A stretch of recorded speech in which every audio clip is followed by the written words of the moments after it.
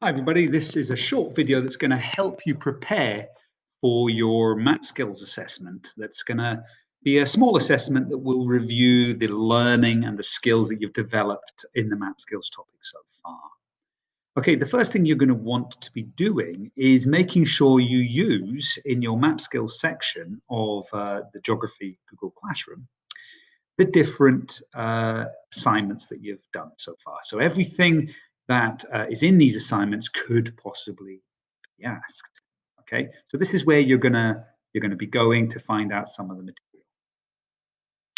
What you might also want to open up is this little revision document that's going to give you some of the main things that you're going to be asked about. So let's have a little look at that document once you've opened it up. Okay. So the first question is, and it's a really important one, being that this is geography, that you should be able to name the different oceans. In this case, we have 5, and the different continents. In this case, we have 7 that are on our planet. And you'll be given a map to help prompt you. But at the end of the day, you're going to have to just actually remember them. So that's a little bit of knowledge that you're going to have to develop. Right. The next thing, this number 2, is that you have to know what every good map should have. Now, you are asked to draw a map as a homework task, and part of that lesson, those few lessons, were establishing what every good map has. So, for example, a good map should have a grid across it, which helps us find places, for example. A good map should also have a title. And there are a few other key things that maps should have in order to really make them useful and help anybody that's using them understand how to use them. Okay, so I would have a little look in the Google assignment that we did where we looked at what should maps have to find out that information. Okay, this third question, different areas of the planet. Key information. So this is, for this question, you are going to get a map of the world. And this map of the world will show you lots of the main areas, like the mountain ranges in different areas of our planet, where the high areas are, the low areas, where are they found on the planet? Where are the deep areas of the oceans? And you'll just be asked to answer questions on the map, and you'll have to use the key that you get with that map in order to answer those questions. So that's quite important that you use the key and you're able to use the key.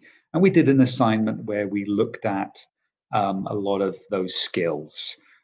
You're also going to need to know how color is used on a map. Okay, right. This question is finding out different areas on a map, but for Scotland. So once again, this is a bit like question 3. You'll be given a map, and all you've got to do is answer some questions based on the information you get on the map. So you've got to be able to read the map. So I do suggest you look over those tasks that we did where we had maps of Scotland and you use them to get information. Okay. The main thing here is, though, you don't need to remember the information. This isn't about knowledge. This is actually about the skill of reading a map. So your knowledge of how color is used to read maps is kind of important, because color is a key thing often that helps us understand maps, as well as symbols. And another key skill in reading any map is that you need to know, for example, the difference between east and west and north and south. So the top of a map will always be north, for example, and the right-hand side of a map would normally always be east. The bottom of the map would be south, and the left-hand side of the map would be west. Okay, so that's the four main cardinal points of the compass. Lastly, latitude and longitude. So what you're going to be asked to do is find the coordinates of different locations using a map that has a grid and has the degrees north and south of the equator and the degrees east and west of the prime meridian. And you've got to be able to use them to write down the accurate coordinates for a range of different locations on a map that you are given.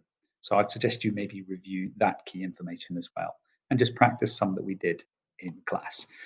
So hopefully this helps you prepare for your mini assessment. You're not going to be marked for each of these questions. What's more important is we're going to be able to see how well you understand them. So how good are you? And by answering most of the questions well, we would then be comfortable that you really understand it. And if you don't, if you aren't able to answer all, you shouldn't be worried. because we will know that there are certain areas that you might not have mastered yet and that they need a bit more work. So good luck, and hopefully you follow this and prepare and give yourself 30, 45 minutes of your time to go through the work that we've done in class so far.